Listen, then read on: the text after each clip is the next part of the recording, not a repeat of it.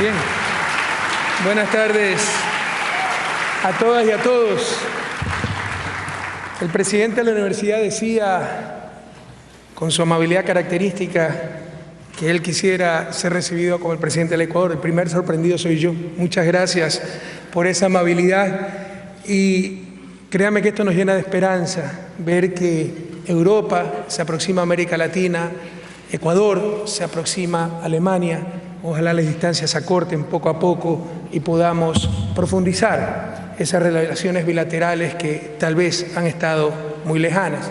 Dicho sea de paso, este año se cumplen 125 años de relaciones diplomáticas entre Ecuador y Alemania. Son relaciones muy antiguas. De hecho, la firmó Otto von Bismarck con el presidente Flores Gijón. Un saludo al señor George Steinbach, presidente de la Universidad Técnica de Berlín. Un saludo a nuestro canciller, que nos acompaña en la delegación. Ha venido una delegación muy importante por el cariño que le tenemos a Alemania. El señor Ricardo Patiño, ministro de Relaciones Exteriores, Comercio e Integración. Señor Peter Linder, embajador de Alemania en el Ecuador. Por ahí lo vi el embajador, acá está. Señor Jorge Jurado, embajador del Ecuador en la República Federal Alemana y exalumno de esta universidad, ¿verdad?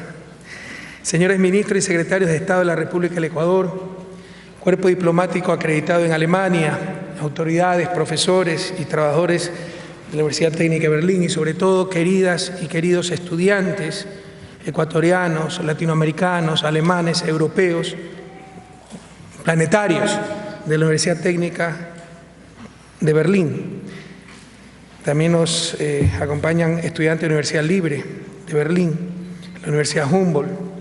Señoras y señores miembros de la delegación oficial de la República del Ecuador, queridas y queridos empresarios ecuatorianos que también nos acompañan, representantes de los medios de comunicación social, estimadas y estimados ciudadanas y ciudadanos de la República Federal de Alemania y de la República del Ecuador, que están presentes.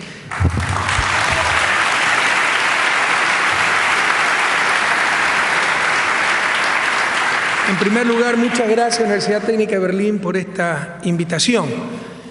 Como le contaba al señor presidente de la universidad en la reunión que tuvimos antes de este encuentro, antes de meterme en este lío de ser presidente, pues vivía feliz y tranquilo siendo profesor universitario.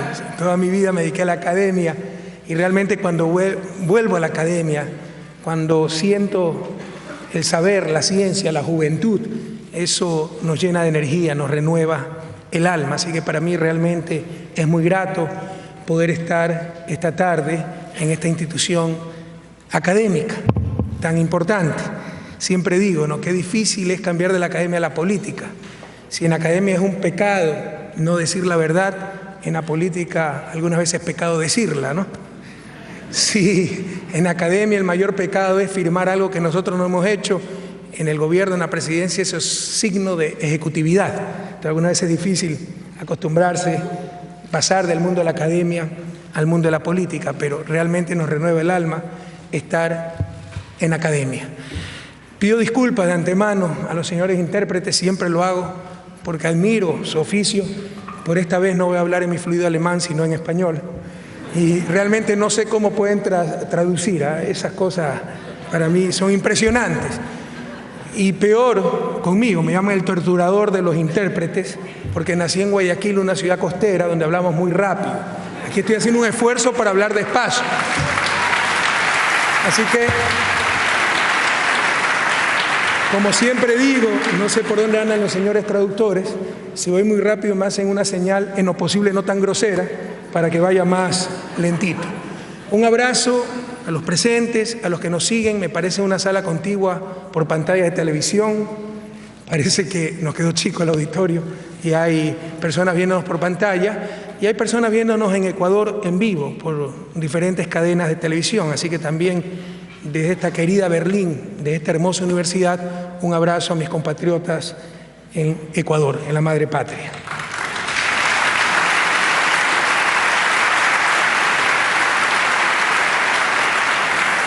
Bueno, el título que me han propuesto para esta conferencia es un poco pomposo: Caminos para salir de la crisis. El ser humano por sobre el capital, de acuerdo al título que tengo aquí, en el caso ecuatoriano, no aspiramos a tanto. Aspiramos tan solo a compartir nuestras experiencias y si en algo podemos ser útiles, en buena hora. Quiero decirles que los latinoamericanos somos expertos en crisis, no solo porque las hemos estudiado, porque las hemos sufrido, las hemos sentido, las hemos vivido. Entonces, y nos preocupa mucho ver que está ocurriendo lo mismo en Europa y que probablemente están cometiendo los mismos errores que nosotros cometimos. Así que si con nuestra experiencia, por haber sufrido esa crisis, podemos contribuir en algo, pues ustedes saben que estamos a disposición. Quiero agradecer, realmente estoy sorprendido. Yo hace más de 25 años que no visitaba Alemania. Vine cuando era estudiante en Bélgica, no conocía Berlín. Ustedes saben que en esa época uno es mochilero, duerme en las estaciones del tren, come una vez al día. Qué bonito es conocer con comida 3 veces al día comiendo, ¿no? Pero no venía hace mucho tiempo en Alemania y me quedo sorprendido de la belleza de Berlín, pero sobre todo, señor rector, de la amabilidad de su gente. Su amabilidad, mire cómo nos agradece el estar aquí, cómo nos agradece haber firmado un convenio con la universidad cuando somos nosotros los que tenemos que agradecer por ese inmenso apoyo. Ya vamos a hablar mucho más de todo lo que estamos haciendo en educación superior. Hoy día de mañana he tenido la entrevista, el encuentro con el señor presidente de la República Federal de Alemania, e igualmente una gentileza muy grande, la gente en las calles, muy respetuosa, etcétera.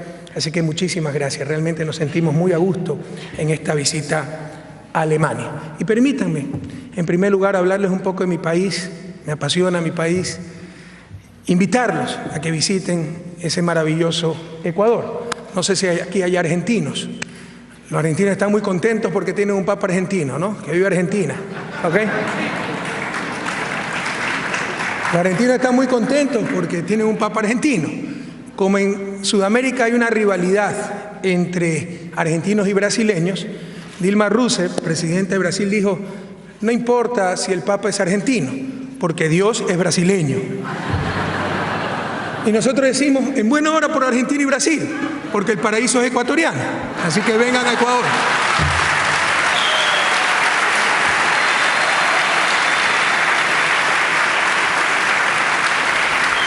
Así que les traigo el saludo fraterno de 15,5 millones de hombres y mujeres y todo nuestro afecto para Alemania. Ecuador es un país realmente único. Es el país megadiverso más compacto del planeta.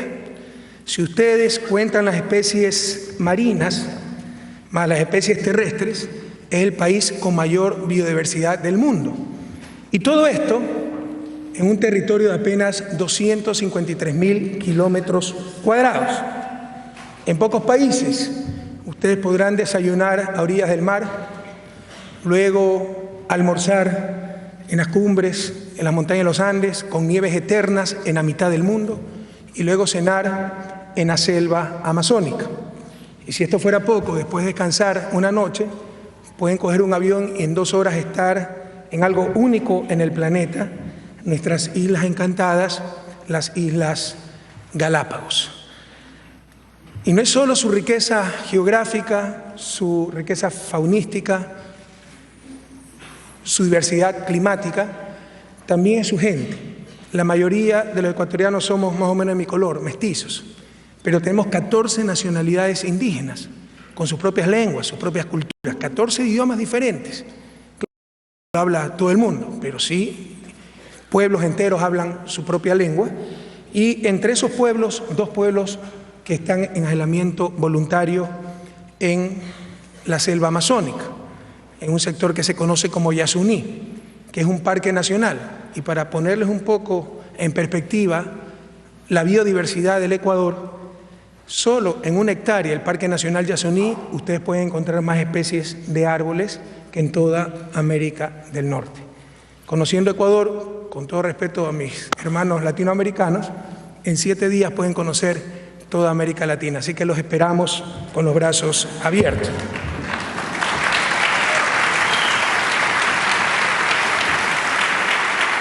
Y este maravilloso país, Ecuador, está cambiando profundamente para bien, en lo económico, en lo político, en lo social. Por ello, en la reciente visita oficial que hiciera a nuestro país el señor viceministro de Cooperación Económica y Desarrollo de la República Federal de Alemania, señor Hans-Jürgen Bergfeldt, ojalá haya pronunciado bien, realizada hace apenas 2 meses, afirmó que Ecuador se está convirtiendo en el jaguar latinoamericano. Título que nos alegró mucho y nos enorgullece, ¿no? El jaguar es una especie de tigre que solo existe en nuestra América y básicamente en América Latina. Y es cierto. Por ejemplo, de acuerdo al Índice de Desarrollo Humano de las Naciones Unidas, el último reporte que coincidencialmente analiza el periodo 2007-2012, periodo de nuestro gobierno, Ecuador es de los 4 países que más incrementa puestos a nivel mundial entre casi 200 países.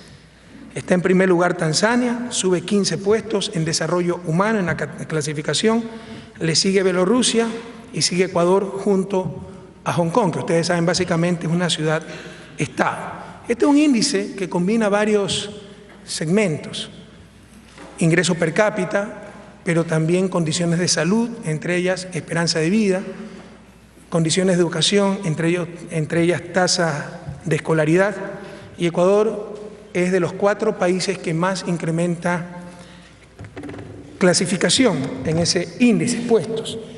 Y de igual manera pasa de la categoría de desarrollo humano medio a desarrollo humano alto. Eso ni yo mismo me lo creo. Estos índices todavía son bastante incompletos, pero sí demuestra el importante avance que está teniendo el país entero. Y el objetivo, sobre todo queridos jóvenes y si hay estudiantes de economía como de la política, como de prácticamente todas las actividades humanas, es la felicidad del ser humano. No son los indicadores, no son las ganancias de los bancos, es la felicidad del ser humano, el bienestar. Y por ejemplo, en el índice de felicidad Happy Planet Index 2012, ahora se hacen índices de felicidad directos, de la New Economic Foundation, Ecuador se encuentra en el puesto 23 entre 151 países considerados.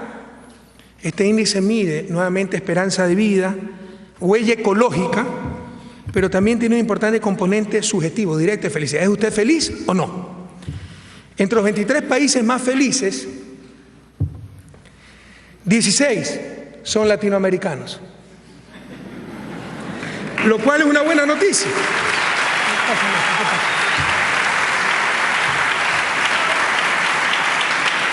Cuidado, lo cual es una buena noticia, pero también puede ser una mala noticia, porque todavía tenemos gran desigualdad en nuestra América. Estamos mejorando, pero todavía las cosas no están bien. Y todavía tenemos gran desigualdad, todavía tenemos gran parte de la población en condiciones de pobreza, así que cuidado. Estar felices en esas circunstancias también puede ser lo más parecido a la inconsciencia. Pero en todo caso, la gente en Ecuador se define como gente feliz. En cuanto a logros económicos, perdón un ratito. ¿Alguien tiene que ayudar? Un ratito, rapidito, alguien. Sí.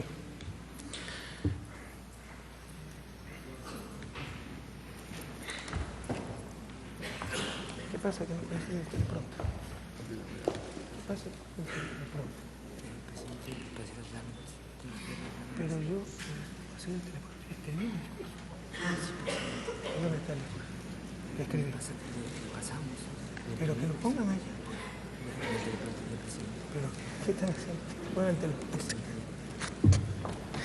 En cuanto a los logros económicos, Ecuador es de los 5 países que más crece en la región y el que más rápido se recuperó de la crisis del 2009.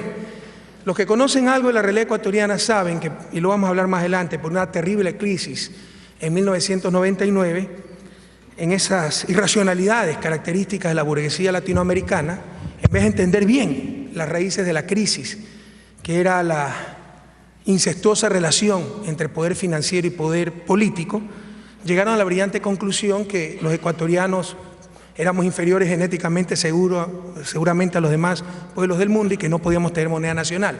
Así que eliminamos la moneda nacional. Fíjense los problemas que está teniendo Europa por tener una moneda común. Pues bien, Ecuador tiene una moneda extranjera, el dólar. Entonces, lograr esa recuperación de una crisis, ser lo que más rápido, si me ponen lo anterior, por favor, superamos la crisis, el anterior no es cualquier cosa para los que entienden de economía.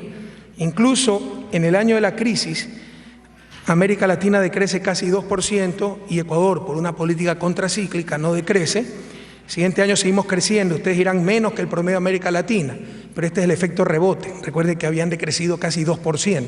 Superada la crisis recuperan ese nivel y en verdad crecieron menos que nosotros, ¿no? Y luego pues hemos tenido altas tasas de crecimiento a tal punto que en promedio hemos crecido a 4.3% del 2007 al 2012, periodo de nuestro gobierno, mientras que América Latina lo ha hecho tan solo a 3.5%. Y puede haber un crecimiento no deseable, un mal crecimiento, un crecimiento empobrecedor. Eso ha pasado muchas veces en América Latina. Si yo mañana regalo el petróleo ecuatoriano, seguramente triplico la inversión petrolera en el país, pero no queda nada para el país, pero mejoré las cifras macroeconómicas, no se generó empleo, no hay encadenamientos productivos. Así que el crecimiento per se no es algo positivo y puede haber un crecimiento empobrecedor, como ya ha ocurrido en América Latina. Sin embargo, el crecimiento que está teniendo Ecuador es tremendamente sano y está alcanzando los objetivos socialmente deseables. El principal objetivo, salir de la pobreza. En estos 6 años de gobierno hemos conseguido que cerca de 1 millón de ecuatorianos dejen de ser pobres. La pobreza ha caído de 37.6% a 27.3%, casi 10 puntos, más de 10 puntos, la pobreza por ingresos, y la pobreza absoluta, la miseria, ha caído de 17% aproximadamente al 11%. Vencer la pobreza, queridas amigas y amigos, debería ser el imperativo moral, no solo del Ecuador, sino del planeta entero.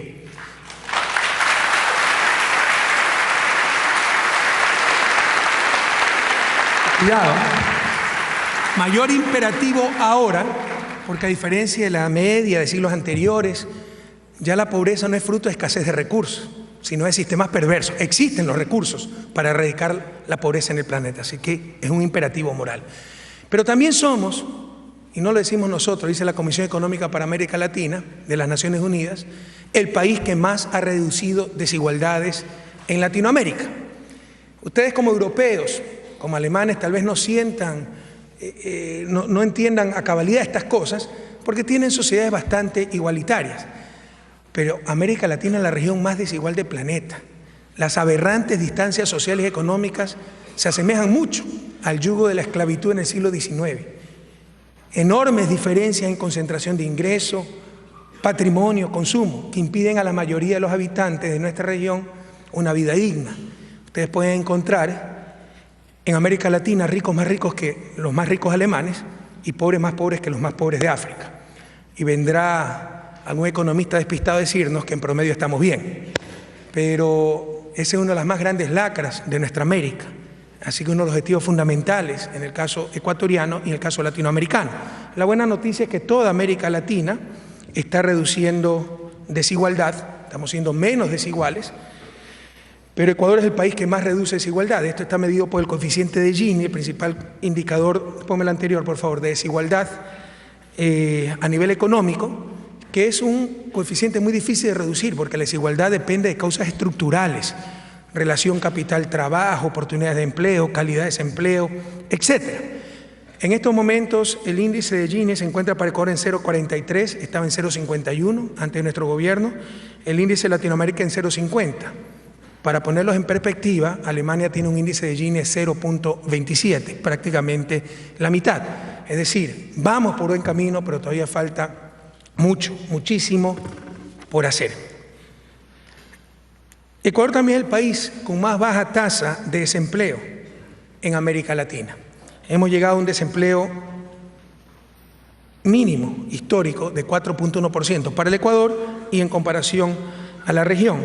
Y lo más interesante en esto es que lo hemos logrado destrozando la economía ortodoxa, que nos decía que para generar más puestos de trabajo se necesitaba flexibilización laboral, eufemismo que disfraza tan solo la explotación laboral, poder despedir trabajadores, hacer caer salarios reales, no dar seguridad social, etc. Hemos hecho exactamente lo contrario. Se ha obligado a que los empresarios cumplan con la seguridad social, se eliminó la tercerización, esto es, una empresa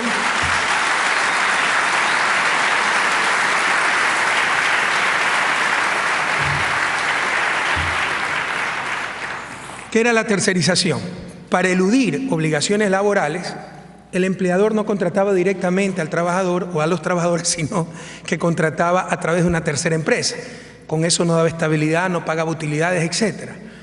Para graficar hasta dónde llegó este fenómeno y la explotación, en un juicio laboral de la cementera más grande del país, con cerca de 600 millones de dólares en ventas anuales, en ese juicio declaraba que no tenía ningún trabajador, o sea, el cemento se producía solito, ¿verdad? Bueno, todo eso ha sido eliminado, los salarios reales se han recuperado, en estos momentos tenemos los salarios reales más altos de la región andina, por primera vez en historia del país el ingreso familiar, ustedes saben, por familia, no es que trabaja una sola persona, en Ecuador en promedio trabajan 1.6 personas y la familia tipo está en unos 5 miembros. Ya por primera vez en historia ese salario permite a esa familia adquirir la canasta básica de consumo que le permite salir del umbral, superar el umbral de la pobreza. Y pese a todos estos adelantos, hemos generado centenas de miles de puestos de trabajo. Creo que toda la sociedad ecuatoriana ha aprendido, entre ellas los empresarios, que tratando bien a los trabajadores, que mejorando a los demás, mejoramos todos, que eso permite mantener el dinamismo de la economía. Trabajadores bien pagados, buenos sueldos, buen ambiente laboral, aumenta productividad, etc. Y tenemos otros logros sociales que nos llenan de orgullo. También, de acuerdo a la Comisión Económica para América Latina, Ecuador es el país de la región, esto es sumamente importante, es solo algo representativo, pero muy representativo de lo que queremos lograr, es el país de América Latina con mayor proporción de pobres matriculados en universidad. Este es el quintil más pobre de la población. De ese quintil, de los más pobres, tenemos 27.2% de estudiantes en universidad, 27.2% de estudiantes que pertenecen a los quintiles más pobres. Y esto es lo que va a resolver la pobreza. Nosotros tenemos programas de mitigación de la pobreza, transferencias monetarias, $50 mensuales para los más pobres. Eso, insisto, mitiga la pobreza, pero no soluciona los factores estructurales de dicha pobreza, que es la falta de oportunidades, la exclusión, la falta de talento humano por esa ausencia de oportunidades. Esto es lo que va a solucionar la pobreza, que los pobres puedan, por ejemplo, acceder a una carrera universitaria de calidad.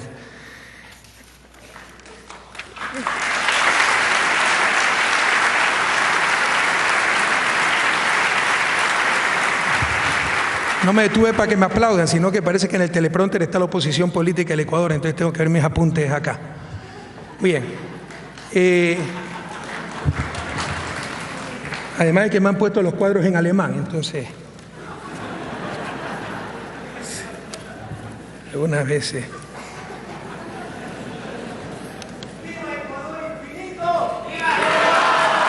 De hecho, y ya que estamos en una universidad tan prestigiosa, queremos hacer énfasis en este aspecto. Lo ha dicho el señor rector, hemos firmado un convenio en esta línea.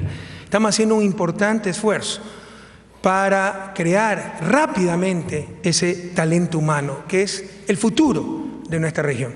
Lo que nos enseñó el siglo XX, también las experiencias exitosas de desarrollo del siglo XX destrozaron la teoría neoclásica, que nos decía que la capacidad de producción, en consecuencia crecimiento, en consecuencia desarrollo, dependían de los 3 factores clásicos de producción: trabajo humano, capital físico y recursos naturales.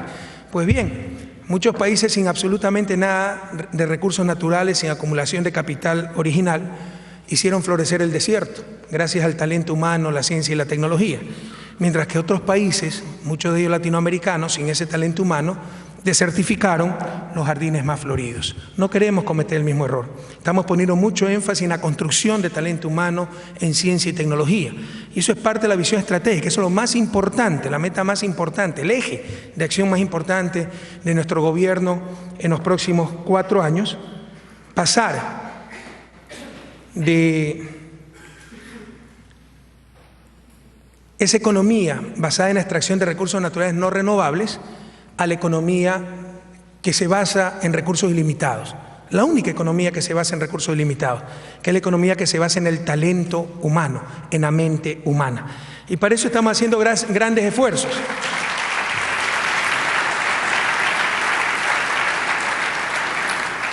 Por ejemplo, Somos el país de América Latina que más invierte en educación superior con respecto a su Producto Interno Bruto. Y de hecho los que más invierten a nivel mundial. Solo nos supera en esta muestra Dinamarca. Ecuador está invirtiendo cerca de 1.8% de su PIB en educación superior. El promedio de América Latina es 0.8% y el promedio de las OCDE, los países más desarrollados del mundo, es 1.3%. Y en esto tenemos políticas sumamente agresivas. Por ejemplo, un programa de becas, y es parte del convenio que hemos firmado con la Universidad Técnica de Berlín, un programa de becas que no tiene restricción presupuestaria. Depende de cuántos estudiantes ecuatorianos sean aprobados a nivel de pregrado y posgrado en las universidades más prestigiosas del mundo, en las carreras que necesita el país. El año pasado hemos otorgado más de 6.000 becas. Y este año probablemente repitamos el número, lo superemos, y si se requieren 60.000, sacaremos el dinero. Lo importante es que puedan acceder a esas universidades.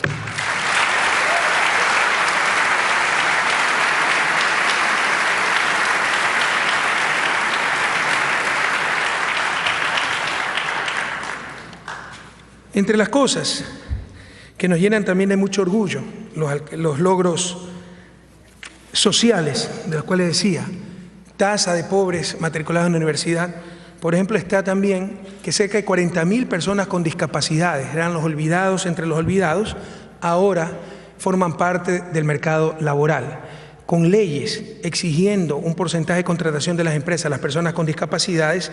Hemos alcanzado el pleno empleo para dichos ciudadanos, que insisto, antes eran los olvidados de los olvidados. Y al asumir el gobierno, en el año 2007, también nos planteamos toda una estrategia para aliviar el peso del endeudamiento en las finanzas presupuestarias y públicas y para favorecer con recursos frescos las necesidades más acuciantes de la población. Planteamos, y probablemente ustedes lo conozcan, con decisión y firmeza, la conformación de una auditoría integral del crédito público, básicamente deuda externa. Los hallazgos de este valiente trabajo están sintetizados en un informe que recorrió el mundo, el informe final de la Comisión para la Auditoría Integral del Crédito Público, presentado en el 2008. En función de este informe y gracias a un manejo inteligente y de muchísima rigurosidad técnica, logramos renegociar la deuda y el Ecuador ahorró $8.000 millones en servicio de deuda. Para tener una idea de la dimensión del ahorro, este monto equivalió en ese entonces, ya es un poco más lo que invertimos, pero a 2 años de toda la inversión pública, infraestructura, equipamiento, tecnología, etcétera, del gobierno ecuatoriano. Solo el ahorro en intereses fue de cerca de $400 millones anuales. Lo que hicimos en base a informe es decir, esta deuda es legítima, no pagamos. Lo que se descubrió fue realmente horroroso, deudas que se habían pagado 2, 3 veces, abogados de los acreedores, que eran los abogados del país, ministros de Economía que iban a negociar en nombre del país y eran tenedores de deuda, una serie de fraudes en perjuicio del pueblo ecuatoriano, recompras de los tenedores de deuda en el mercado secundario al 30% del valor nominal y renegociación al 100% de ese valor, con lo cual había una transferencia de recursos impresionante. Lo obvio, si el país tenía esa plata, era comprar directamente los bonos en el mercado, pero nunca se hacía aquello. Con todos estos informes dijimos, no pagamos la deuda, obligamos a los tenedores a sentarse a negociar y recompramos la deuda a un valor promedio de 33% de su valor nominal.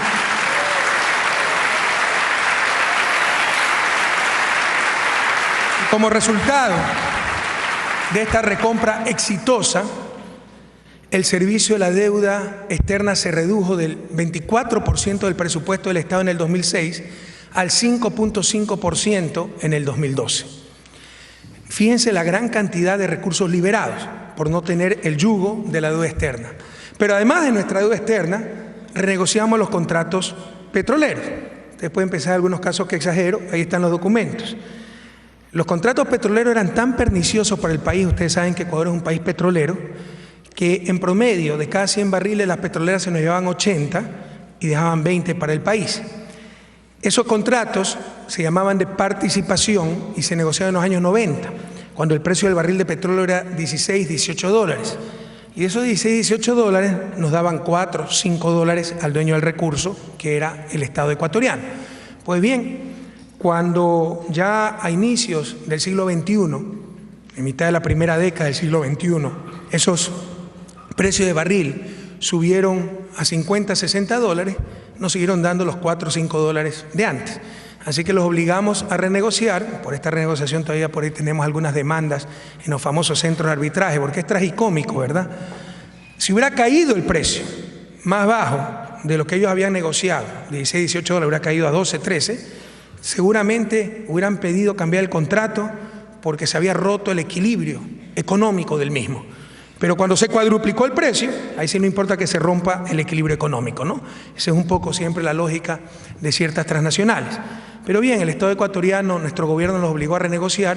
Hoy tenemos contratos de prestación de servicios, dejamos claro que el petróleo es del pueblo ecuatoriano, pagamos una tarifa por extraer el barril de petróleo, 10, 12 dólares, depende del yacimiento, y el resto, así cueste el barril 20, 50 o 200 dólares, es para el dueño del recurso, que es, insisto, el pueblo ecuatoriano.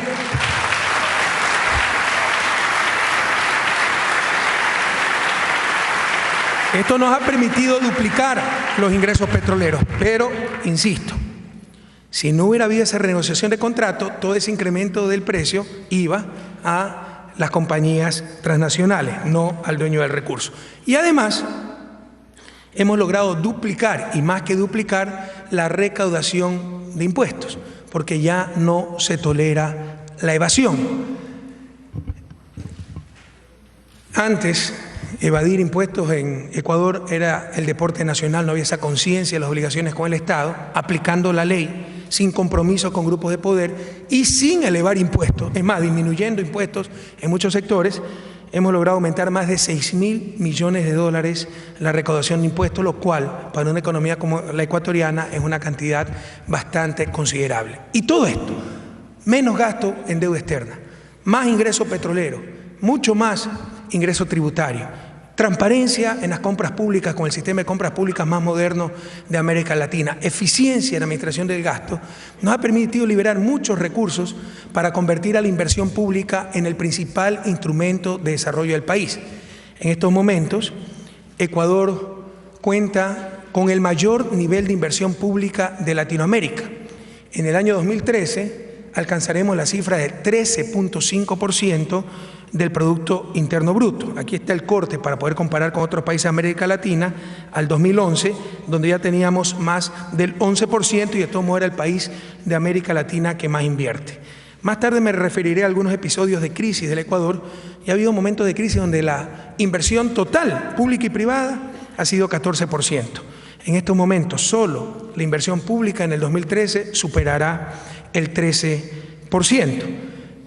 Y con estos niveles de inversión pública, alguien podría decir, pero entonces los saldos de deuda pública están creciendo extraordinariamente. Tenemos de los niveles deuda PIB, coeficiente de deuda PIB, más bajo de la historia del Ecuador y más bajo de América Latina, y sin duda, con todo respeto, mucho más bajo que en muchos países europeos. Porque les insisto, esto está financiado con mayor recaudación tributaria, con mayor ingreso petrolero y con menos servicio a la deuda externa. El coeficiente de deuda externa, PIB, es tan solo 12.6%. De igual forma, la inversión pública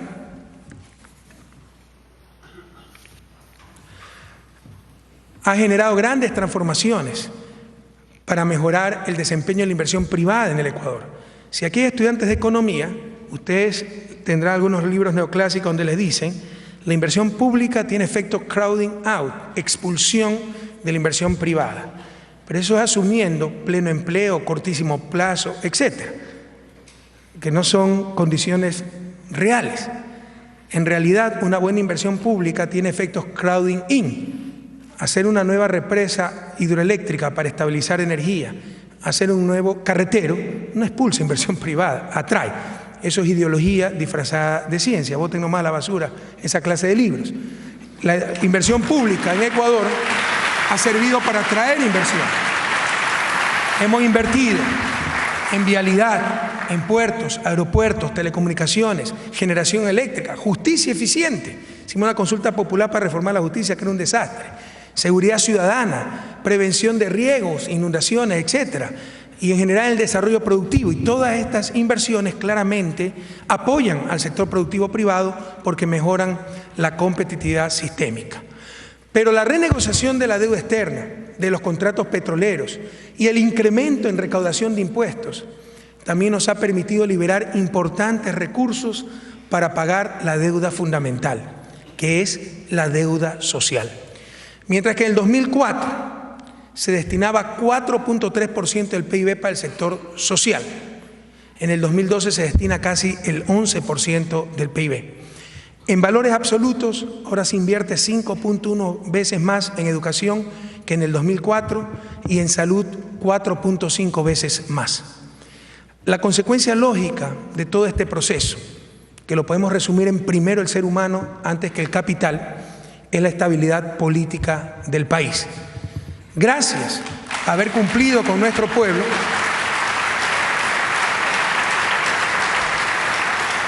superamos una etapa de terrible inseguridad jurídica y política, pues desde el año 1996 hasta el 2006, ningún presidente había logrado culminar el periodo de gobierno para el que fue electo.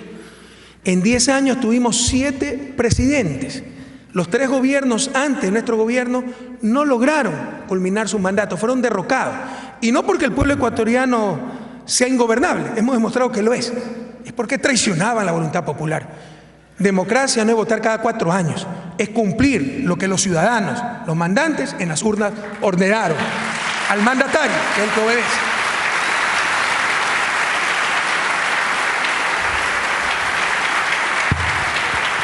Pero si bien antes sorprendía la inestabilidad del país, e insisto, en 10 años 7 presidentes, ahora sorprende la estabilidad de ese mismo país. El actual gobierno ha ganado 9 procesos electorales de manera consecutiva. Entre ellos, 2 reelecciones en una sola vuelta. El sistema ecuatoriano es de 2 vueltas. Si nadie logra más del 50%, hay un balotage, hay una segunda vuelta. No ha habido necesidad en las últimas 2 elecciones porque se ha ganado con más del 50% en la primera vuelta y se han ganado 3 consultas populares, ejemplos de democracia directa. Tenemos las más altas tasas de aprobación social de nuestro retorno a la democracia en 1979. Y en las últimas elecciones presidenciales y legislativas del 17 de febrero de este año, el pueblo ecuatoriano nos ha ratificado su confianza al darnos la victoria electoral en una sola vuelta con más del 57% de los votos.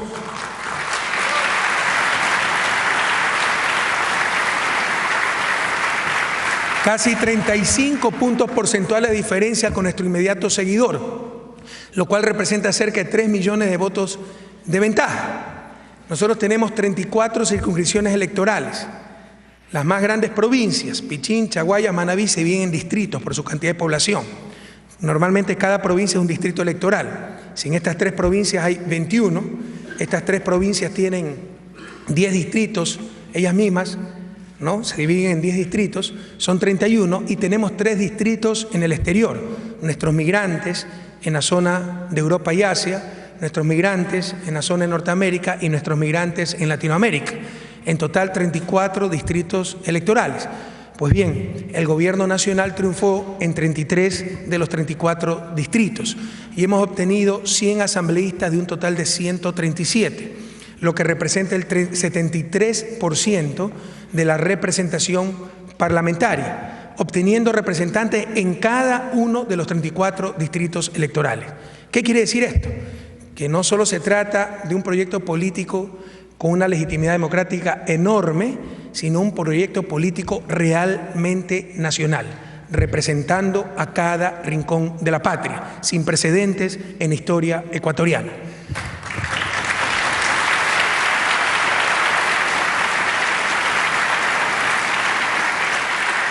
Les decía hace un momento que queremos avanzar hacia una economía diferente, donde la ciencia, la tecnología, la innovación, el conocimiento nos permitan transitar de una economía de los recursos finitos a una economía de recursos infinitos.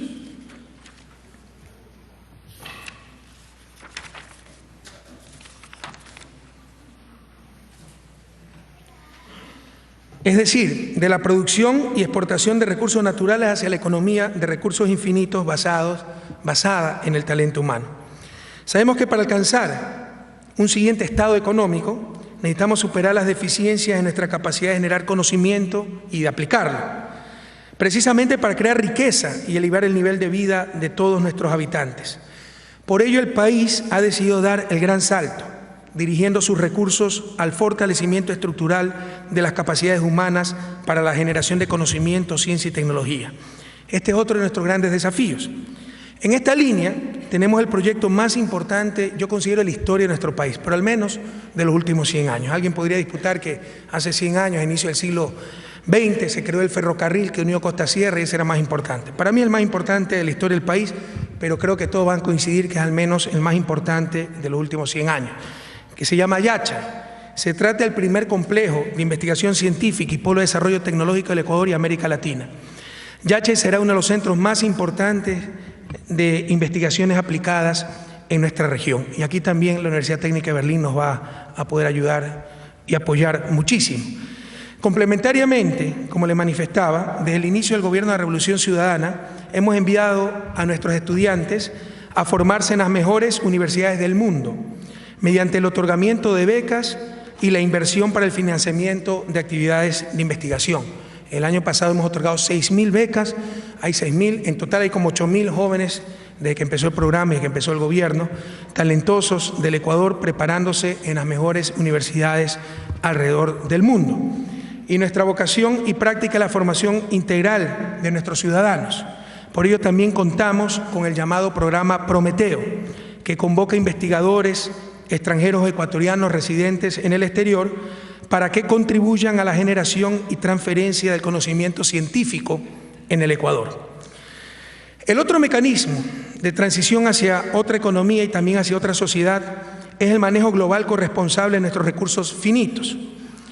El modo de acumulación capitalista ha generado una crisis ambiental sin precedentes y si ahora los gobiernos del mundo no generamos una participación conjunta para su tratamiento, estaríamos enfrentándonos a una inminente decadencia de la civilización humana y a la destrucción de los recursos del planeta.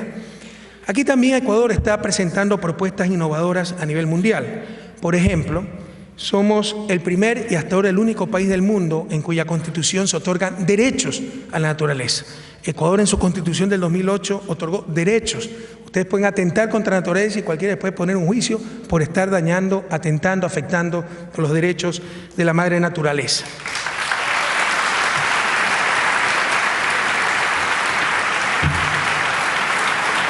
Entre otras iniciativas, también tenemos la propuesta presentada por Ecuador al mundo, conocida como Yasuní ITT, que plantea por primera vez evitar un concepto muy importante. Kioto, todas estas iniciativas como que se han puesto parches, que hay que compensar. Bueno, si hacen una hidroeléctrica que reemplaza la termoeléctrica, si reforestas, pero eran como una lista de compras. ¿Cuál es el concepto integrador?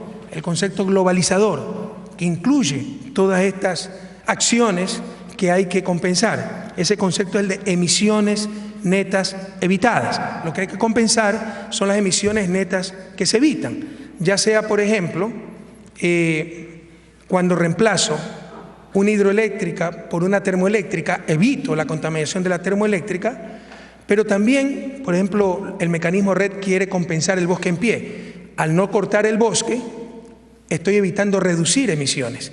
Lo importante son las emisiones netas evitadas.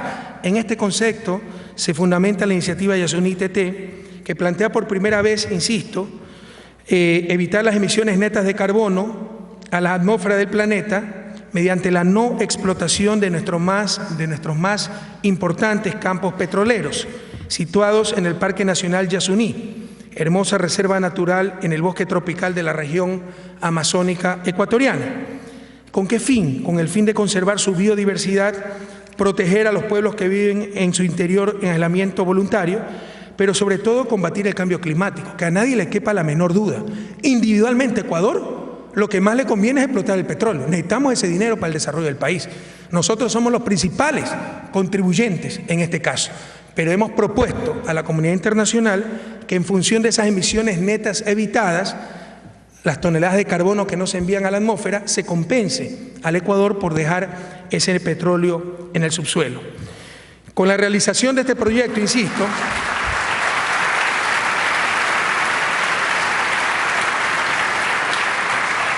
con la realización de este proyecto lograríamos impedir la emisión de los gases de efecto invernadero que se generarían por la explotación de cerca de 846 millones de barriles de petróleo, si estos se convirtieran en combustibles y fueran usados en diferentes partes del planeta. Entonces, estas son iniciativas que tratan de contribuir a la lucha contra el calentamiento global, a mantener el único planeta que sostenemos.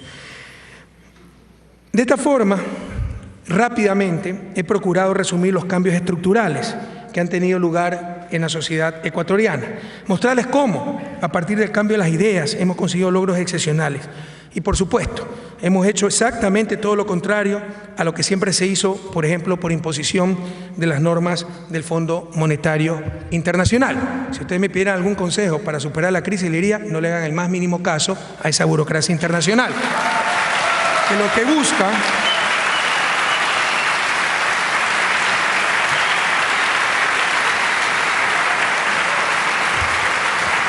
que busca no es superar la crisis, sino cuidar los intereses del capital financiero internacional. A Ecuador le va bastante bien y no vemos una misión de esta burocracia internacional desde el inicio de nuestro gobierno.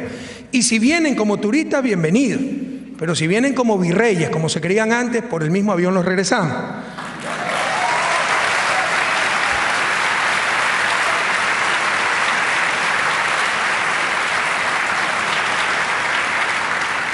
Nos ha ido bastante bien, pero cuidado que algunas veces se sobredimensiona lo que está sucediendo en América Latina. América Latina está bien, Europa está mal. No hay punto de comparación. La tasa de crecimiento, Europa no está creciendo, América Latina está creciendo. Pero la tasa de crecimiento es un flujo, es como una llave con la cual se llena un balde. En estos momentos el flujo en América Latina es importante, pero el balde recién se está llenando, el balde de la cantidad de riqueza, bienes para satisfacer necesidades. Mientras que probablemente Europa tiene problemas con el flujo, pero el balde está lleno. Es decir, a nivel de riqueza todavía hay una brecha enorme entre América Latina y Europa. Por supuesto, si seguimos este ritmo, esas brechas poco a poco se irán acortando, pero todavía falta mucho por andar. Todavía tenemos graves problemas, desigualdad, pobreza, falta de talento humano, falta de educación, de salud, de derechos, etc. Sin embargo, en la crisis que está viviendo Europa, probablemente podamos ser útiles, porque pese a que nos va bastante bien, como les decía al inicio de esta conferencia, somos expertos en crisis. No porque seamos genios y las hayamos estudiado todas, sino porque las hemos sufrido todas, ¿verdad? Y hay crisis que se asemejan mucho a lo que está viviendo Europa en estos momentos. Prácticamente no hay nada nuevo bajo el sol. Es algo déjà vu. Nosotros ya sufrimos una larga crisis de la deuda. Y temo que Europa está cometiendo los mismos errores que nosotros cometimos. ¿Cuál fue nuestra crisis de la deuda? En los años 70, y muy especialmente a partir de 1976, en Ecuador y en general los países latinoamericanos entraron en un endeudamiento agresivo externo. La historia oficial, entre comillas, nos dice que todo este endeudamiento fue tan solo fruto de gobiernos irresponsables y desquiciados, tratando de financiar políticas populistas y los desequilibrios que se habían originado por el modelo que había seguido América Latina para su desarrollo, que se llamaba el modelo industrializador sustitutivo de importaciones. Pero en realidad, si ustedes hacen un análisis más detallado y con un enfoque de economía política, el endeudamiento agresivo fue toda una estrategia, entre comillas, bendecida y promovida por los organismos internacionales de siempre, que en teoría la estrategia buscaba lograr el desarrollo por medio del financiamiento de inversiones de alta rentabilidad, las cuales debían abundar en países subdesarrollados, y el rendimiento de estas inversiones permitiría pagar con creces las deudas contraídas. Es decir, nos impulsaban a endeudarnos bajo este marco conceptual, ¿no? Necesitamos financiamiento, somos países subdesarrollados, con proyectos de inversión muy rentables, así que nos endeudamos, pero tendremos para pagar esa deuda.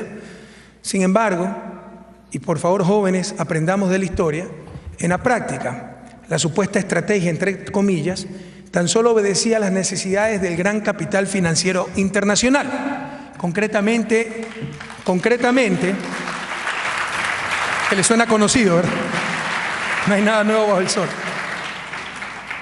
Concretamente a la urgencia de colocar los excesos de liquidez que existían en los mercados financieros del primer mundo, liquidez generada por los llamados petrodólares, las enormes cantidades de dinero que los países árabes productores de petróleo tenían en los bancos de los países desarrollados. Los petrodólares provenían de los altos precios del petróleo a partir de 1974, originados en el embargo de los países árabes a las naciones que apoyaron a Israel en la guerra del Yom Kippur de octubre de 1973, y se mantuvieron esos precios altos por la consolidación de la Organización de Países Exportadores de Petróleo, OPEP. Por este motivo, el exceso de liquidez, los saldos depositados en los bancos transnacionales, esos saldos crecieron de 82.000 millones de dólares a principios de 1975 a 440.000 millones en 1980. Y es con este exceso de liquidez que miran al tercer mundo y particularmente a América Latina los banqueros internacionales. Ante la necesidad de colocar tan ingente cantidad de recursos, se consideró por primera vez como sujeto de crédito al llamado tercer mundo. Y normalmente esa es la lógica detrás de ciertas medidas económicas disfrazadas de ciencia, de estrategia, etcétera. La conveniencia de ciertos grupos. Y siempre se arma todo un aparataje supuestamente conceptual alrededor de la justificación de estas acciones. En este caso, insisto, la burocracia internacional armó toda la llamada estrategia de endeudamiento agresivo, lo que buscaba era colocar esos excesos de liquidez.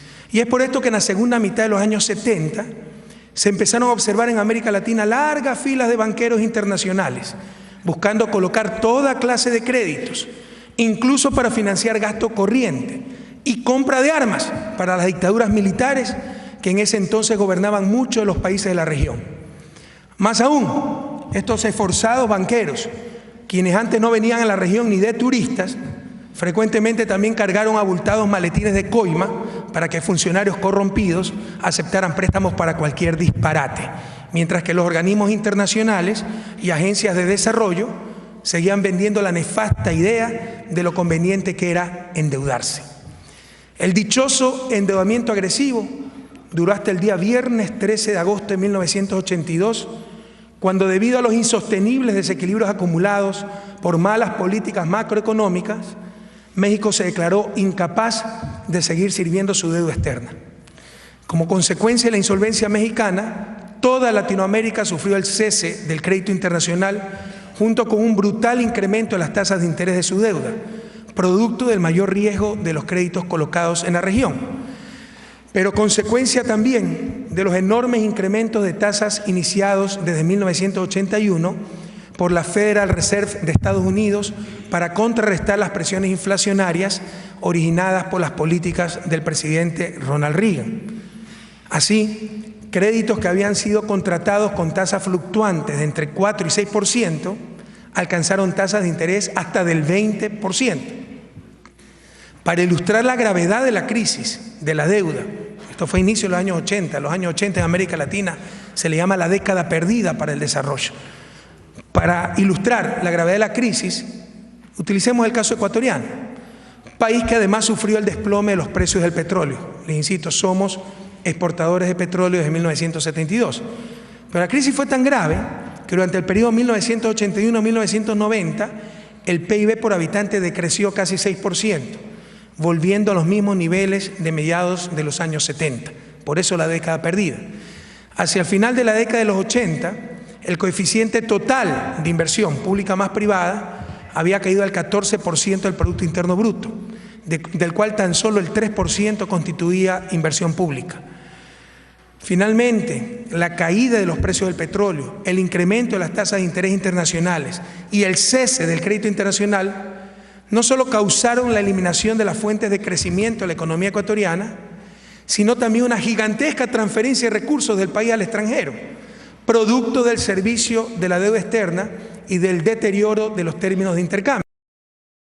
A pesar de que solamente por el servicio de la deuda se transfirieron durante el periodo 1981-1990 más de 2.000 millones de dólares al exterior y que el financiamiento fresco de la banca internacional no existía, la deuda pública externa del Ecuador se triplicó por capitalización de intereses, etc., pasando de 4.415 millones de dólares en 1981 a más de 12.000 millones de dólares en 1990. Insisto, ya no nos daban plata, pero por atrasos, capitalización de intereses, sobre intereses, etcétera, pese a haber transferido 2.000 millones de dólares durante la década de crisis, se nos triplicó la deuda externa ecuatoriana, debido sobre todo al refinanciamiento y capitalización de intereses atrasados. Cabe señalar que este fue un fenómeno regional y pese a que durante la década de los 80 Latinoamérica realizó una transferencia neta de recursos de 238.000 millones de dólares a sus acreedores, 238.000 millones de dólares. Eso a valor actual es fácilmente 3 veces más, ¿verdad? Pese a esa transferencia enorme de recursos, la deuda externa de la región pasó de 228.000 millones de dólares en 1980, casi se duplicó a 442.000 millones de dólares en 1990. Bien dice Mark Twain, para definir un banquero, que un banquero es aquel tipo que te presta el paraguas cuando hace sol y te lo quita cuando empieza a llover.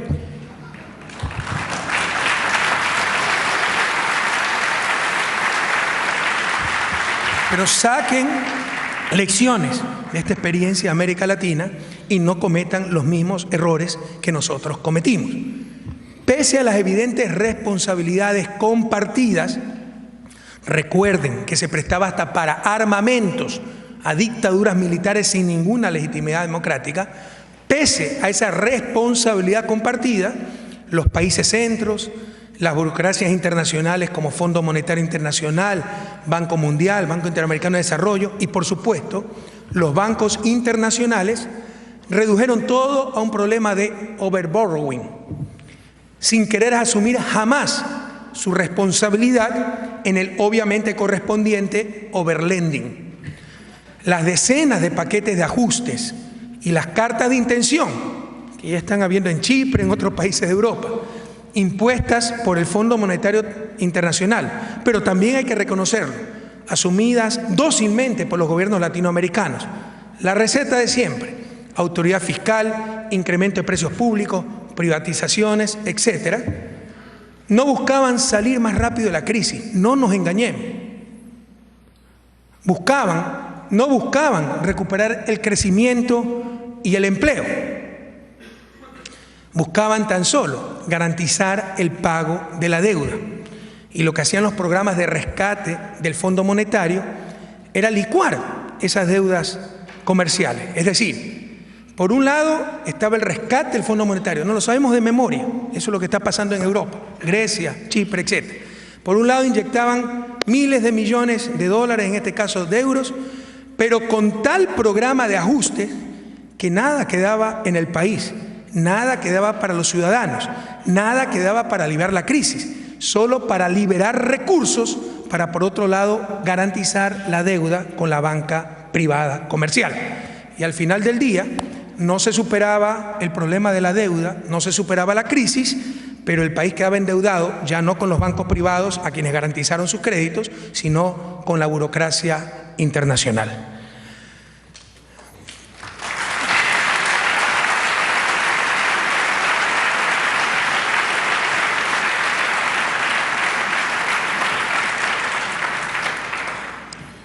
Hoy está pasando prácticamente lo mismo en la Unión Europea.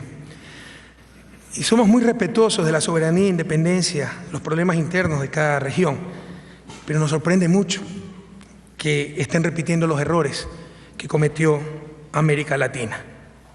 Ya no hay estrategias de endeudamiento agresivo, pero sí una supuesta ciencia económica que proporcionó y proporciona a los grupos de poder argumentos sobre, por ejemplo, la capacidad y eficiencia de autorregulación de los mercados. De esta forma, por ejemplo, asumiendo que ellos solitos se autorregulaban, los bancos europeos prestaron a Grecia, sin darse cuenta, entre comillas, que su déficit fiscal era prácticamente 3 veces mayor al que declaraba. Es muy difícil creer que no se identificó esa situación y de todos modos le siguieron prestando. Nuevamente se establece que hay un problema de overborrowing, sin reconocer el correspondiente problema de overlending y en consecuencia rehuyendo las correspondientes responsabilidades. Pareciera que el capital nunca tiene responsabilidad, más precisamente el capital financiero. Y quiero decirles que hasta éticamente el mayor riesgo debe caer sobre el capital, no sobre los seres humanos.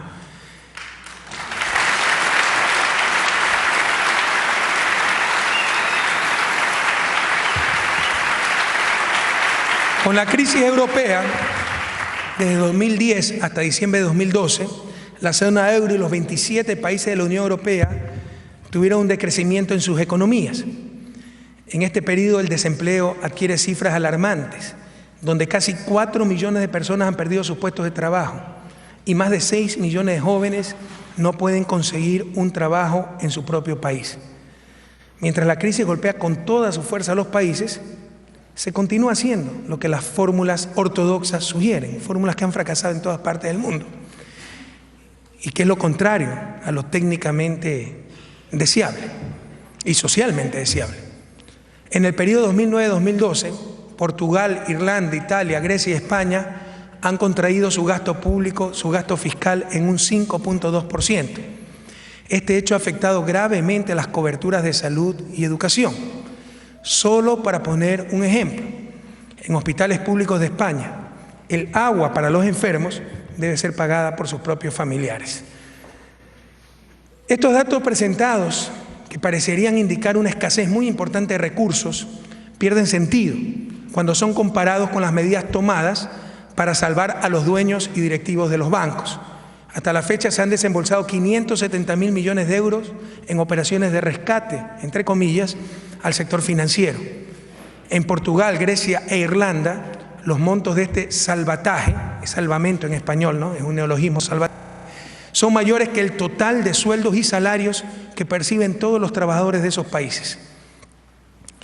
En el contexto que estamos analizando, quiero hacer una mención especial al caso de Chipre, porque este país ha sido gravemente afectado por esta crisis. Como siempre, el problema empieza con un sector financiero sin regulación. Los grandes bancos chipriotas, el Banco de Chipre y el Banco Laiki, otorgaron grandes créditos, especialmente a Grecia. Cuando la burbuja estalló en el año 2012, el mal manejo financiero arrastra toda la economía con las consecuencias nefastas que ello implica en la vida de las personas. En marzo de 2013, la denominada Troika, conformada por el Fondo Monetario Internacional, el Banco Central Europeo y la Comisión Europea, otorgan, entre comillas, un rescate de 10.000 millones de euros atados a un programa de políticas de ajuste.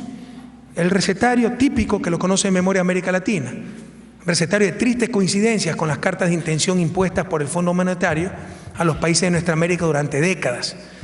Las políticas acordadas por estos organismos en Chipre son nuevamente un déjà vu: reducción del sector público, supresión del sistema de pensiones para los nuevos empleados públicos, privatización de las empresas públicas estratégicas, medidas de ajuste fiscal hasta el 2018, limitación del gasto social, promulgación de la ley sobre la gestión de las crisis financieras, creación de, entre comillas, un fondo de rescate financiero, con el objetivo de apoyar y resolver los problemas de los bancos y sus dueños, además del congelamiento de depósitos menores a 100.000 euros y la carga de impuestos a retiros y transferencia de fondos superiores a ese monto. Nadie duda que hay que hacer ajustes. Nadie duda que hay que corregir graves errores de origen. Por ejemplo, en la Unión Europea se unieron países con diferenciales de productividad muy grandes y sin mayores diferenciales de salarios. Eso era insostenible. Pero que nadie dude tampoco que en lo esencial no se está, dada la crisis, buscando superar esta crisis con el menor costo para los ciudadanos, ciudadanas, europeos, para los seres humanos, sino que se está buscando garantizar el pago de la deuda a los bancos privados.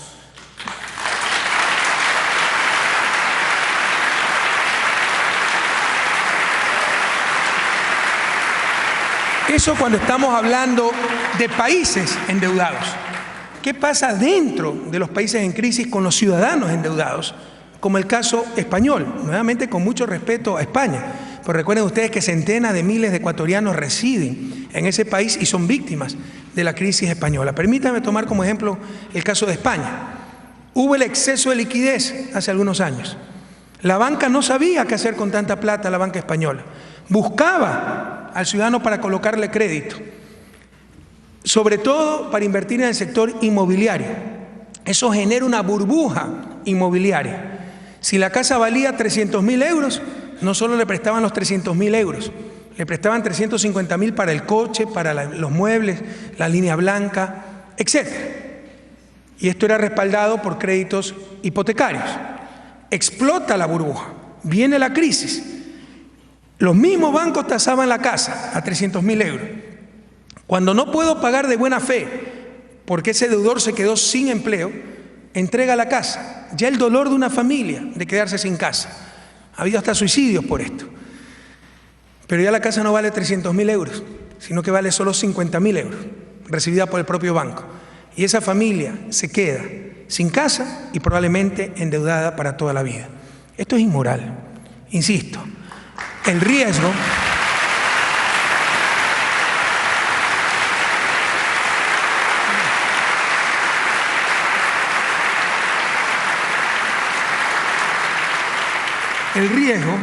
debe caer sobre el capital, no sobre los seres humanos. Pero el poder del capital, y ese va a ser uno de los mensajes de esta intervención, ¿no?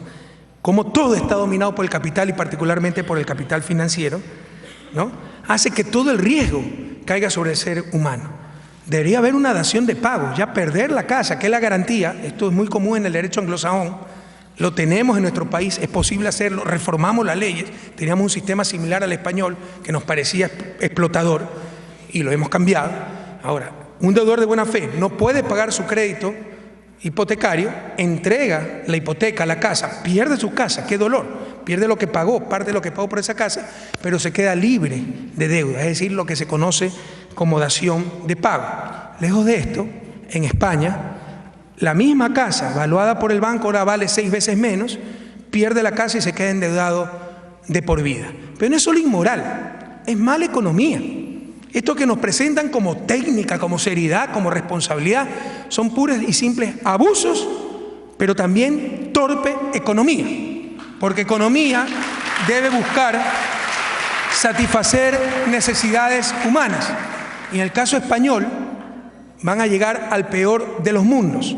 No es que no hay capacidad para hacer casas, la hay. No es que no hay casas, existen. Pero las familias que necesitan casas no van a tener casas. Y los bancos que no necesitan casas van a estar repletos de casas. Eso es torpe economía.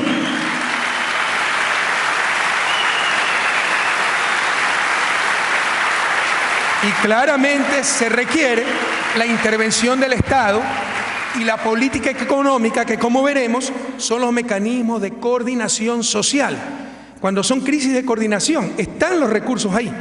Es un problema de hacer compatibles los que necesitan esos recursos con los que ofrecen. Otra cosa es que la economía española no tuviera capacidad para hacer casas, no existieran casas. Bueno, se puede entender que haya familias sin casas. Pero habiendo esas casas, familias sin casas, bancos con casas, queridos jóvenes estudiantes de economía, vendrán ciertos economistas encorbatados a adornar todo este asunto, a tratar de decir que esto es responsabilidad, etcétera. Eso no es otra cosa que torpe economía. Están llegando al peor de los mundos.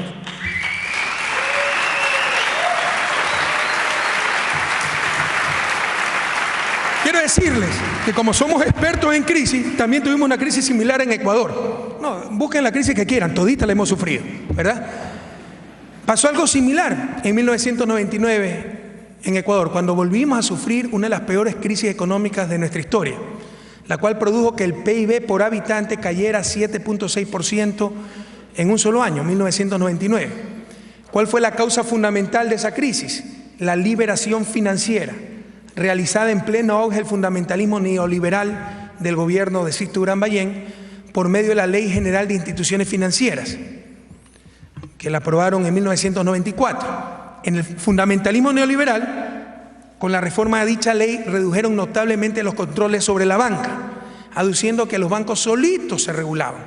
Y se regularon también que pocos años después generaron una pésima cartera bancaria, créditos vinculados, carencias de reservas, etc. Esta situación más la complicidad del poder financiero con el poder político, que hizo una serie de reformas. En 1998 se realiza una nueva constitución. Ya existía la ley y se le elevó a norma constitucional en dicha constitución que prohibía al Banco Central prestar a los bancos para evitar estos comportamientos irresponsables.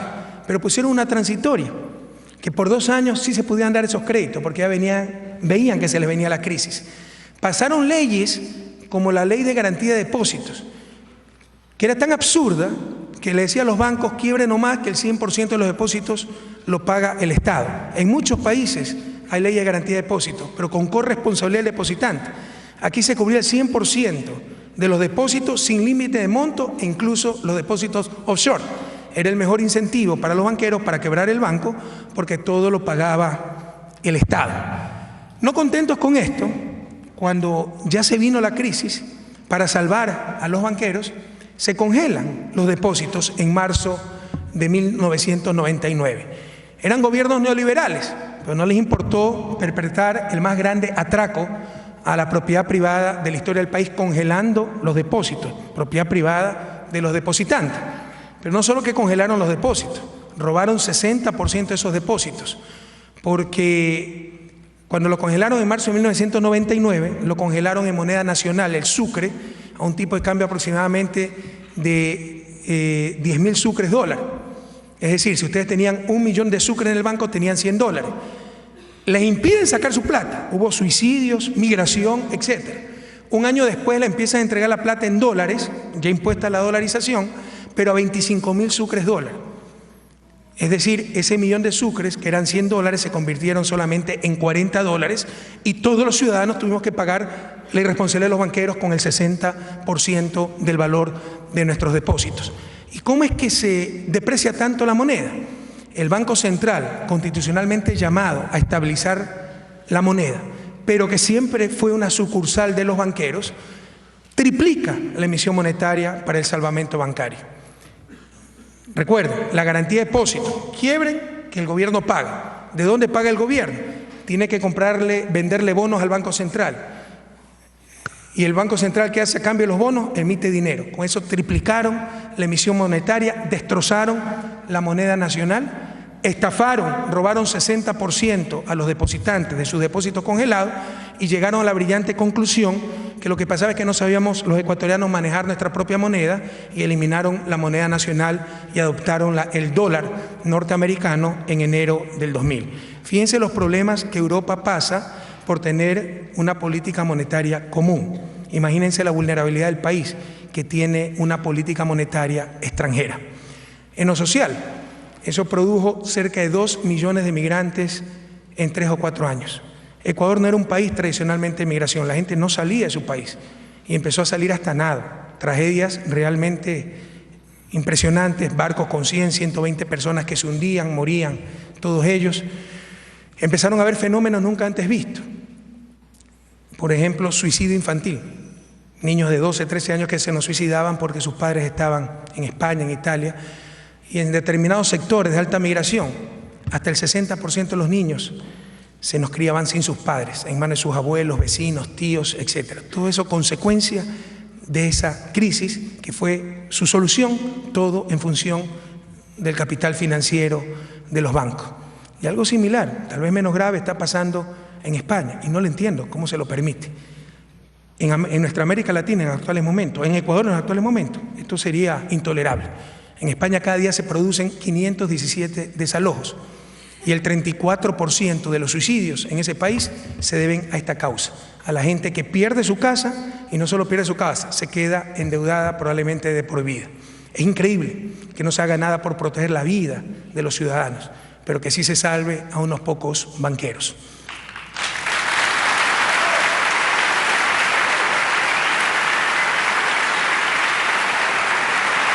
Y cuidado, somos muy respetuosos, insisto, de la soberanía y la independencia de cada país, pero actualmente 10.000 ecuatorianos migrantes en España enfrentan procesos de desalojo. De hecho, 1000 de estos compatriotas ya han sido contactados por nuestro gobierno para asesorarlos legalmente, y hay avances en las cortes europeas que dicen que estos desalojos atentan a los derechos humanos, etc. Y tenemos listos 80 casos para emprender acciones judiciales contra los bancos abusivos, porque además hicimos una investigación de esos contratos de préstamo. Realmente son un abuso total. Eran contratos de adhesión, eran por serie, solo tenía que firmar, con cláusulas tan abusivas que decían que ellos podían cambiar todos los términos, pero sí, literalmente, todos los términos del contrato sin tener que avisarle a la otra parte que firmó. Es decir, no era un contrato, era sometimiento, era esclavitud. Tenemos listos 80 casos para emprender acciones judiciales contra los bancos abusivos que impusieron cláusulas ilegales en los contratos hipotecarios de nuestros migrantes. Queridos jóvenes, ¿por qué todas estas cosas pasan? ¿Por qué no se hace lo obvio? Por el contrario, se hace exactamente lo opuesto. Aquí necesitamos un enfoque de economía política. Por ejemplo, la economía política detrás de la independencia de los bancos centrales, que es una de las cosas que impide a Europa salir más rápido de sus crisis. La autonomía de los bancos centrales, ¿verdad? La nueva verdad indiscutible de la ciencia económica. En verdad, la autonomía del Banco Central, por ejemplo, en el caso ecuatoriano, probó ser fatal para enfrentar la crisis. Con la autonomía del Banco Central se despojó al Ejecutivo, no solo de la más eficaz política estabilizadora, sino que en la práctica se le despojó también, al menos en el corto plazo, de la única política que poseía. ¿Qué es la política económica? Básicamente son mecanismos de coordinación social. No hay mejor mecanismo de coordinación social que la moneda. Esto es teoría keynesiana, bastante conocida, pero desechada por intereses, no porque no valga la teoría. Pero si, por ejemplo, hay un desempleado y hay un puesto de trabajo, basta dar un crédito, emitir moneda a ese empleador para que pueda contratar a ese trabajador y se reactiva la economía. Se genera ese puesto de trabajo, se genera producción y un círculo virtuoso. Es la señal, la coordinación. Es cuando tenemos crisis financieras, no crisis reales, no la ausencia del trabajador, no la ausencia del puesto de trabajo, la ausencia de la coordinación. Pero con la autonomía de los bancos centrales parece que esto ha sido desechado y el Poder Ejecutivo pierde uno de los principales mecanismos de coordinación social. Las consecuencias de esta reforma en el caso ecuatoriano fueron todavía mayores, pues hasta antes de la dolarización el directorio del Banco Central tenía más poder en cuestiones macroeconómicas que el presidente de la República. Y más aún, el gobierno era directamente dependiente del Banco Central al ser el principal afectado con cualquier depreciación de la moneda o cambio en la tasa de interés. Es decir, teníamos burocracia autónoma, gobiernos responsables de manejar el país, pero que dependían de esa democracia autónoma por el alto nivel de deuda pública interna y externa del Estado central. Se dependía del Banco Central. ¿Y de dónde vino esta moda de los bancos centrales? Que independientes, autónomos, como la última Coca-Cola en el desierto, el último descubrimiento, el último avance civilizatorio de la humanidad. La moda de los bancos centrales autónomos comenzó a inicios de los años 90. Antes no existía. Antes todos los bancos latinoamericanos al menos eran dependientes del gobierno central, como debe ser. Como actualmente es el Banco Central del Ecuador y nos va muy bien, porque tiene responsabilidad democrática, tiene que rendir cuentas, etc. Porque dicho sea de paso, son bastante autónomos de los gobiernos, pero bastante dependientes de Washington, Fondo Monetario, Banco Mundial, donde van a pasar los últimos días de su sacrificada existencia a todos los directores, gerentes de los bancos centrales. Pero esta novelería comenzó a inicios de los años 90, justificada por estudios supuestamente empíricos que demostraban que entidades independientes, bancos centrales independientes, generaban un mejor desempeño macroeconómico. Si ustedes revisaran esas regresiones que se hicieron, no sé, los profesores de economía no le aceptarían ni a un niño de primer año, ¿no? Pero cuando se quiere creer las cosas, pues se acepta cualquier barbaridad. La fundamentación teórica para este hallazgo empírico, entre comillas, fue que de esta manera los bancos centrales podían actuar técnicamente, alejados de influencias políticas perniciosas. Con este argumento, si esto es cierto, los ministerios de Finanzas deberían también ser autónomos. O sea, esto no tiene sentido. La política económica es precisamente esa, política. Ustedes tienen que hacer juicios de valor. Se elige quién gana, quién pierde. Y una vez que en función de sus visiones, valores, principios, etcétera, eligen quién gana, quién pierde, se actúa técnicamente. Pero resulta que la política económica se la redujo de la noche a la mañana a un asunto meramente técnico a cargo de impolutos y superdotados burócratas que ni siquiera requerían un control democrático. Con todos estos estudios se justificó la independencia del Banco Central. La política monetaria es técnica, ya no es política. Ideología disfrazada de ciencia.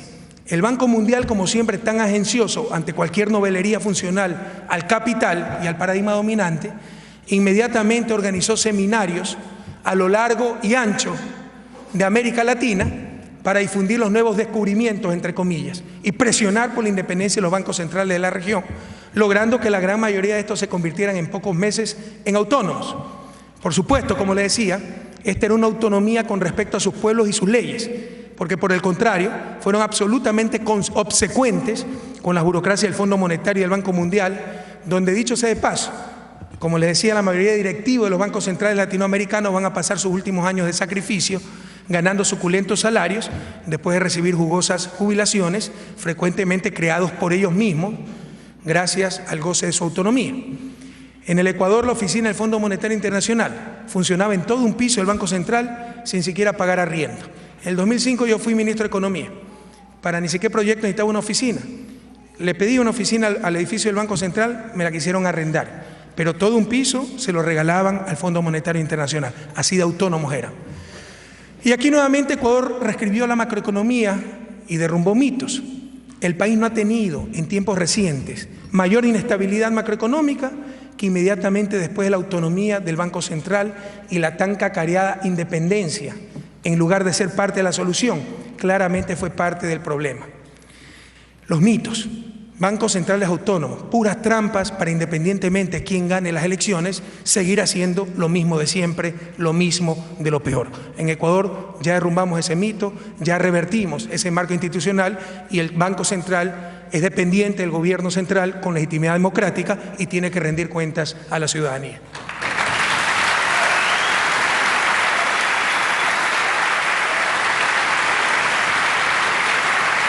La otra obsesión, los otros mitos, ideología disfrazada de ciencia, que nos las ponen como verdad absoluta, indiscutibles.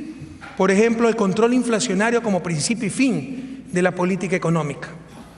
De acuerdo con el paradigma vigente, la estabilización de precios constituye la condición necesaria, y constituía la condición necesaria, pero luego el fundamentalismo la convirtió en condición prácticamente suficiente para lograr el desarrollo a través de una adecuada asignación de recursos por medio de los mercados nacionales e internacionales. Este énfasis en el control inflacionario produjo una confusión de medios con fines, y seguimos en ese énfasis, puesto que la minimización de la inflación se convirtió en el objetivo prioritario e incluso excluyente de la política económica, como lo estamos viendo en Europa, postergando objetivos tales como crecimiento y generación de empleo, y muchas veces sacrificando estos últimos en función de la macroestabilización de precios. En el caso de la política monetaria, como les había mencionado y como ya tratamos, en América Latina se establecieron bancos centrales autónomos de los gobiernos y orientados exclusivamente al control de la inflación, así decía la norma constitucional, independientes y solo con control inflacionario, sin que haya evidencia robusta que relacionara, como les había dicho, mayores independencias del Banco Central con mayores tasas de crecimiento. Por el contrario, bancos centrales dependientes de los gobiernos y comprometidos con políticas de crecimiento jugaron un rol fundamental en el desarrollo de países como Japón y Corea. Hasta los años 70 del siglo pasado, el objetivo fundamental de la Federal Reserve de Estados Unidos, el Banco Central de Estados Unidos, fue velar por la generación de empleo y el crecimiento económico. Solamente con las presiones inflacionarias vividas por la guerra de Vietnam a inicios de los 70 y una vez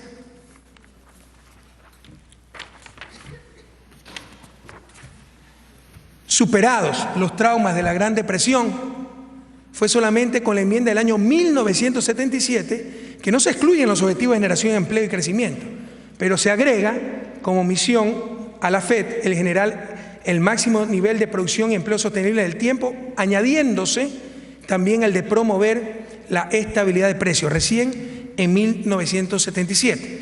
Pero ahora, si no tenemos un Banco Central autónomo exclusivamente orientado en inflación, no sabemos de economía. Además de la pérdida de gobernabilidad que puede producir un Banco Central totalmente autónomo del gobierno. Les he dado algunos ejemplos en el caso ecuatoriano. Y este es un factor extremadamente importante en la realidad latinoamericana que requiere tanto de gobernabilidad.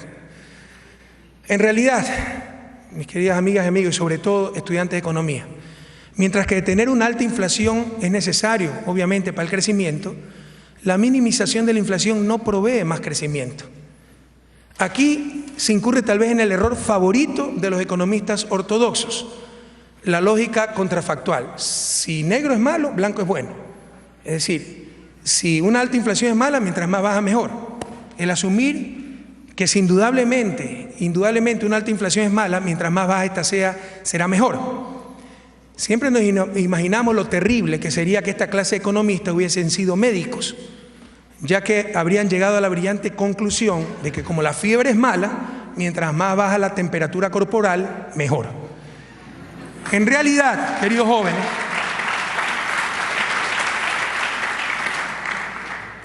una inflación baja y debidamente anticipada, ni teórica ni empíricamente, está demostrado en múltiples estudios, tiene grandes efectos sobre crecimiento o distribución, menos aún si existen las adecuadas compensaciones, tales como adecuados ajustes salariales. Alguien dice, con inflación cae el salario real, se perjudican los trabajadores, es suficiente compensar, indexar el salario. Entonces, ¿a qué o a quiénes responden, a qué intereses estas clases de política? Para contestar esta pregunta, es necesario señalar que existe solamente un costo proveniente de la inflación que es prácticamente imposible de evitar, incluso si se tiene una inflación pequeña y anticipada. Este costo es la pérdida de valor de los activos líquidos. Para ejemplificar, si alguien tiene 100 euros en su bolsillo y un kilo de papas cuesta 1 euro, esto equivale a tener 100 kilos de papas en el bolsillo. Pero si luego tenemos una inflación del 10% y ahora el kilo de papas cuesta 1.1 euros, esa misma persona tendrá aproximadamente, no exactamente, 90 kilos de papas. Es necesario anotar que esta pérdida por la inflación constituye un costo para los tenedores de activos líquidos, pero no una pérdida neta para la sociedad. No es que la sociedad perdió 10 kilos de papa, los 10 kilos de papa existen, alguien lo capturó. En realidad representa una transferencia de recursos. ¿Hacia quién? Hacia la autoridad central, la que emite la moneda, la que respalda la moneda, en lo que se conoce como el impuesto inflacionario. Piénsese en el dinero como una obligación de la autoridad que lo emite. Ahora, por la misma cantidad de dinero, esta autoridad debe responder menos en términos reales. En otras palabras, ¿quién se cogió los 10 kilos de papas? El gobierno, el que emitió la moneda. Imagínense entonces la pérdida para los tenedores de activos líquidos, que no es pérdida social, es redistribución. Cuando no hablamos de $100, de 100 euros, sino de miles de millones de dólares, de miles de millones de euros. A pesar de que sea una inflación pequeña, ahí sí hay grandes pérdidas, no sociales, redistribución. ¿Y cuál es el sector de la economía que maneja grandes cantidades de activos líquidos? Adivinen nuevamente, el sector financiero.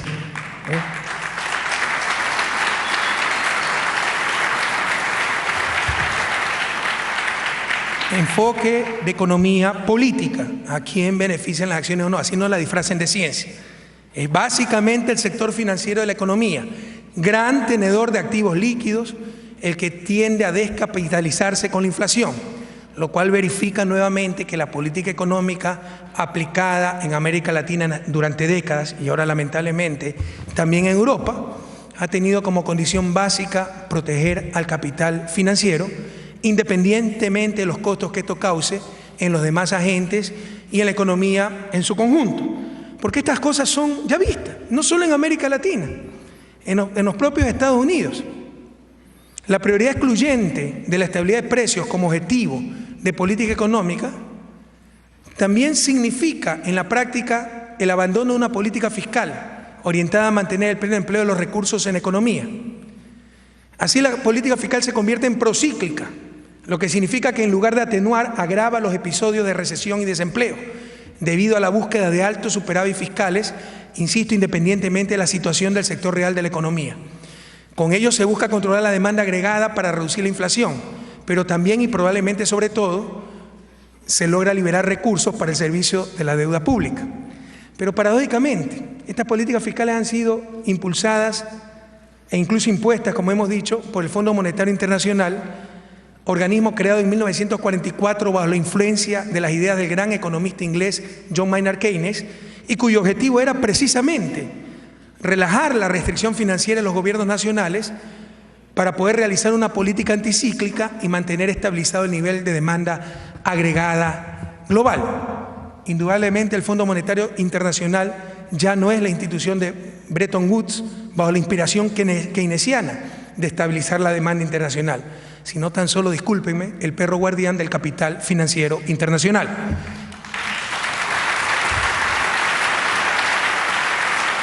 No son parte de la solución, son parte del problema, y de eso la ciudadanía debe estar consciente, por más que nos disfracen una vulgar ideología como ciencia.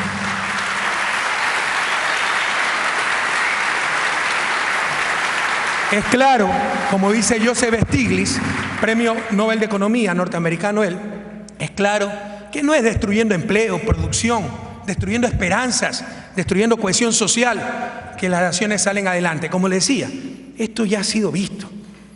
Estas políticas se llaman políticas hooverianas por el presidente Hoover, en referencia al presidente Hoover, quien en los inicios de la Gran Depresión norteamericana de la década de los 30 profundizó la crisis con esta clase de medidas. ¿Por qué se repite lo mismo? Lo mismo de lo peor. ¿Por qué se hace lo contrario a lo evidente? La respuesta es a quienes benefician estas medidas. Queridas amigas y amigos, sobre todo queridos estudiantes de esta universidad y estudiantes de economía, temo desilusionarlos, porque mis conclusiones no les haré complicadas ecuaciones matemáticas ni reales funciones agregadas de producción. Hablaremos de política. Y si tienen tiempo, podemos dejar un espacio para preguntas y respuestas, y con todo gusto para, de la forma más amplia, responder lo que pueda responder. En Ecuador recién son las 1:20 de la tarde, entonces tenemos unas 12 horas más hasta que nos dé sueño. Les voy a hablar de política. Como les decía, ¿por qué no se hace lo obvio? Es más, ¿por qué se hace exactamente lo contrario? La respuesta, queridos jóvenes, es poder. El problema no es técnico, es político. Creo que el más grave daño que se le ha hecho a la economía es quitarle su membrete original de economía política. Nos han hecho creer que todo es un asunto técnico. Nos han disfrazado ideología como ciencia. Y al hacer abstracción de las realidades de poder dentro de una sociedad, nos han vuelto inútiles. No lo digo yo, lo decía John Kenneth Galbraith, un gran economista que tiene un artículo célebre titulado El poder y el economista útil. Las capacidades europeas están intactas. Ustedes tienen lo principal: talento humano, recursos productivos, tecnología.